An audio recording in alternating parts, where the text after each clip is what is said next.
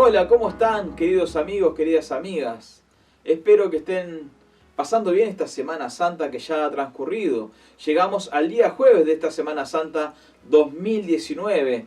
Estamos hoy recordando el día en el cual Jesús celebró la última cena con sus discípulos. Y vamos a estar charlando de eso hoy. Ha transcurrido la semana, han pasado varias cosas. El día de ayer, el día miércoles específicamente, hablábamos de que Jesús estaba siendo víctima del complot de Judas y los sacerdotes.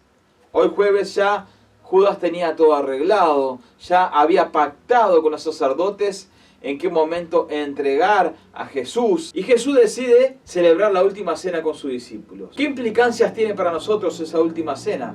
Vamos a ver muchas lecciones que se desprenden de esta última cena, lo cual nosotros hoy celebramos, como decíamos en uno de los videos anteriores, que cuando en las iglesias se celebra la Santa Cena justamente se recuerda la muerte y resurrección de Jesús y se recuerda esta última cena que Jesús dejó instaurada para que también nosotros la celebremos. Algunos la celebran mes a mes, otros una vez cada 2 meses, otros 2 veces al mes. La importancia es celebrarlo, recordar este momento. ¿Y cuáles son las lecciones que se desprenden de este día sobre esta última cena? Bueno, son varias. Primero que nada, Jesús prepara allí, sus discípulos preparan la mesa donde estuvieron allí sentados, compartiendo, comiendo. Y eso nos habla de compañerismo. Nadie se sienta a la mesa de personas a las cuales no conoce, con las cuales no tiene afinidad o comparte cosas. Para Jesús, sus discípulos eran sus amigos, aún Judas que lo iba a entregar. Entonces él decide compartir su última cena con ellos.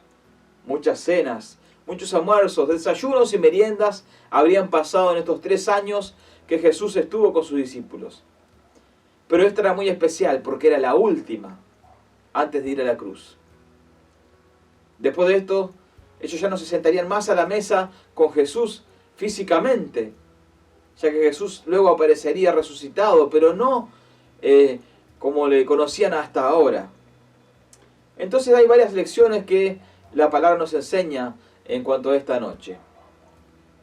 Primero que nada dice que algunos discípulos decían: yo quiero estar a la derecha tuya. ¿Será posible, maestro, que yo pueda estar a tu derecha y mi hermano a tu izquierda, no como estos? Orgullo. Algunos de sus discípulos manifestaban orgullo y el gusto por estar en los primeros lugares. Jesús en ese momento les da una gran lección. Les dice, o mejor dicho, les habla de amarse unos a los otros. Toma una toalla, se la pone en su hombro, toma una tinaja con agua y comienza a lavar los pies de sus discípulos. Y comienza a decirles y a enseñarles lo bueno de servir al prójimo, lo bueno de servirse unos a otros, de que Él era el Señor de todos, pero que estaba para servirlos a ellos. De amarse unos a los otros, porque Jesús sabía bien algo, sabía bien que la competencia destruye las mejores amistades. Entonces por eso cuando ellos manifiestan: yo quiero estar a tu lado, yo de un lado y mi hermano del otro, ciertos discípulos, y no como los demás, Él se da cuenta que podía generarse una competencia.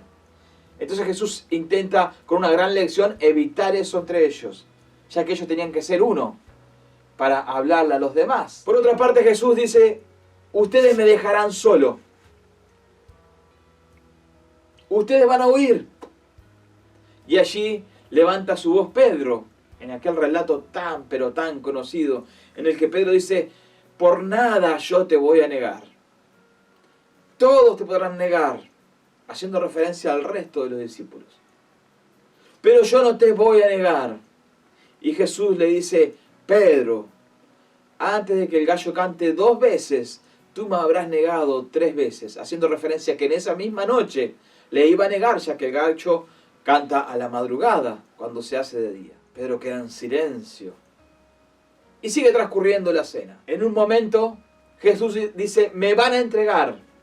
Alguien que está aquí me va a entregar a los sacerdotes para yo ser muerto. Entonces empezaron a preguntarse entre ellos y preguntarle al maestro: Maestro, ¿seré yo?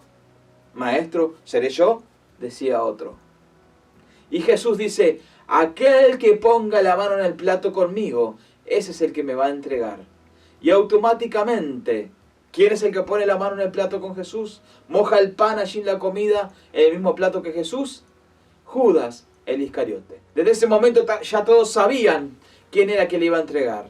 De hecho, Judas de ahí sale corriendo y va a buscar a los sacerdotes para entregar a Jesús. Pero hay algo muy importante en esto, en esta historia de que Judas mete la mano en el plato.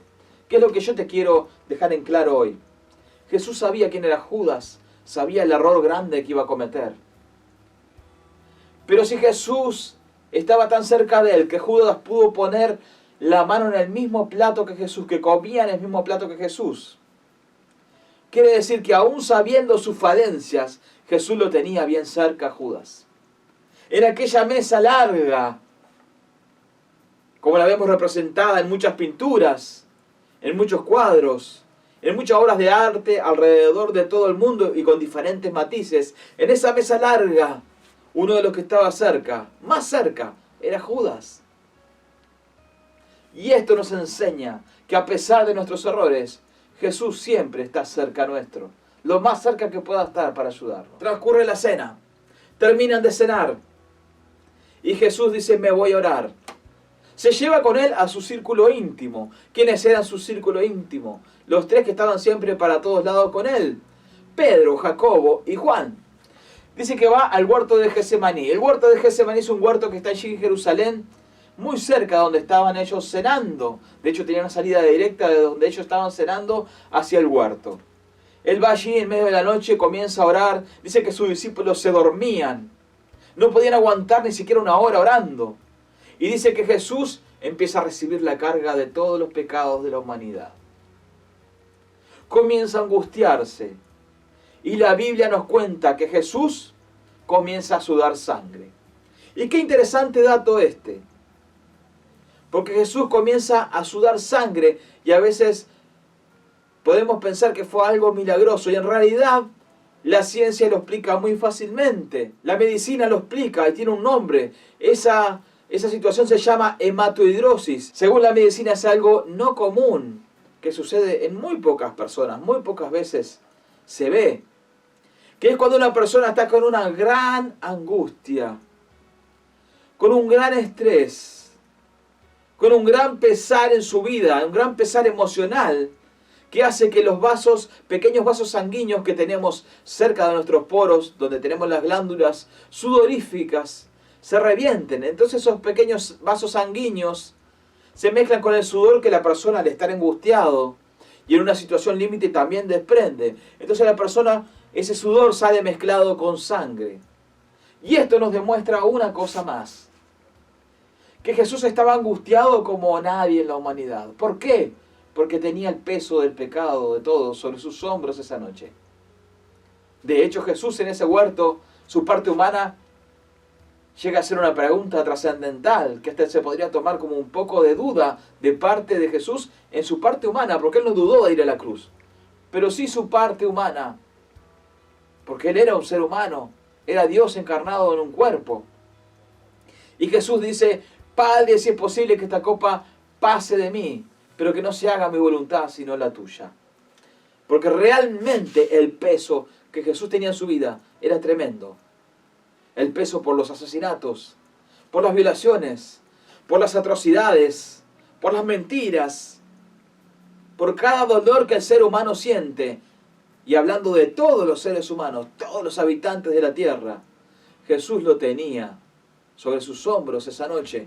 Por eso aquella oración de angustia se desprendía, pero también era una oración de mucho amor. Oraba para no caer, para llegar a esa cruz y amarnos a cada uno de nosotros. Jesús les enseñó aquella noche que debían amarse unos a los otros. Y en aquel lugar había gente que tenía mucho orgullo. Había gente que efectivamente se fugó y lo dejó. Gente que lo negó, como Pedro.